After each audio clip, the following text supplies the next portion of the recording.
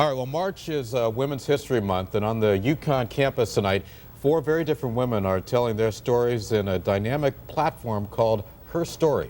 The show features an African-American woman, a Latin woman, Asian woman, and Jewish woman, all masters of poetry.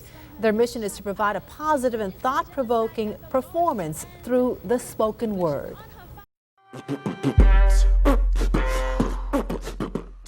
Coming up in a moment here on News Channel 8 at noon, we got a little snip from an upcoming show featuring some of the top poets in the country. Take a listen. Leader LeBron, if you catch me on the dance floor, Swahili, Chacon, all the made Italians call me La Capone. I'm mobile, Puerto Rican, Catherine Zeta-Jones. People drop the phone, I roam in their Verizon. Effects are longer lasting than the spillage of Chernobyl. First medium to be in. Tonight, some of the hottest female poets in the country will be performing at UConn in a show that celebrates women and diversity. It is called HerStory. It is a work involving 4 poets. They are here with us today, Claudia, Alick, and Vanessa Hidary, 2 of the poets. Thank you for being with us. Thank you. All right, tell me a little bit about this. Bear with me because I know so little poetry here. But this is about the perspective of 4 women with very different backgrounds, right?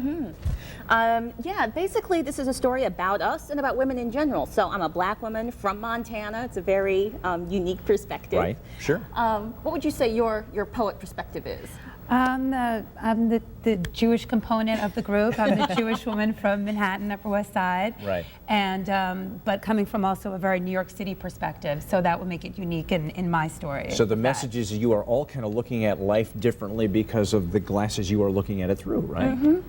You know, again, it seems to me and correct me if I'm wrong, but there is so much influence, it seems, between rap and poetry. I seem to hear some of that in it. Does that happen? I mean, they affected each other, right? Definitely, definitely. If I was to describe this show, I would say it's part documentary, part hip-hop. In fact, there's a lot of hip-hop up in there. And then, you know, spoken word, poetry. Monologues. We have some monologues and storytelling, so it breaks up. Some of it is very rhythmic, and then other times it's just very much, you know, straight storytelling and monologues. So is it linear? I mean, does it tell one story, or is it kind of random snippets of looks at life? How does it work? I would say this is a sampling of our lives. A sampling of 4 different women, and we go back and forth within the show. So one person will do a piece, and then we'll go to the next person, and of all different stages in our lives, in all different areas. We'll talk about relationships with men, we'll talk about relationships with our mother, relationships with our friends. So it covers all of our interests and heartbreak. You know, I think so many of us, when we think of poetry, we have the wrong idea. We think of dusty old books in the library somewhere, right? How do young women like yourselves become poets? So was this something you always wanted to do? I've always written poetry, and I read at the New Rican Poets Cafe, and they liked me, and they gave me a 10, and so I've been doing it since. And how about you? What do you think? Well, I started out as an actress, and I started writing my own material because I really wanted to kind of cast myself in a way and really write pieces that I felt best reflected my work and what I had to say. And then I was also very influenced by hip-hop and the rhythm that went along with it, so I kind of pulled those 2 worlds together. And again, the same experience, went to go see a poetry slam one night and just fell in love with the art form, and I've been doing it And that's since. what we call it now, poetry slam. Is that what we call it when poets get together? And tell me about that term, because I heard that term for the first time today, a poetry slam. Well, that actually is a competition. That's a competition. Yeah, so you could just get up and have like an open mic or a poetry show. Like, we're not competing when we get up and do our show together. At least I don't think we are. No.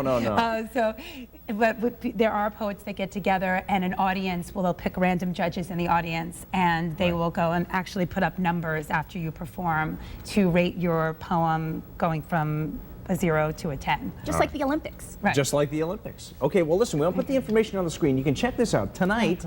HerStory at 7 o'clock. It's at the Conover Auditorium at UConn in stores. It should be a great show, and we have a little sample of it for you now. One of your co-poets, help me say, I'm going to come over here, help me say it, Peuo. Peuo. Yes. Peuo is going to perform for us. Sure. Thank you all for coming, and here's a listen. Her story begins in the land of the killing fields where bombs are embedded underneath the soil. Wet crystal drips from her dead-shot eyes. When is this genocide ever going to end? In the jungle where she's on her father's worn-out back, hiding from stray bullets, ducking grenade and bombs. She keeps weeping crystal drops in the landmine, screaming, "Bye!" Malcolm, John Lightning Father, please be careful not to step there. She sees a man with only one leg. He's bleeding profusely on strangled dirt roads that never ends, fiending for country mice. She's starved, bones stuck out, famished and dumbfounded in swamps that have no mercy, malaria bitten, leech eaten. She sobs quietly. Her raindrops are now light.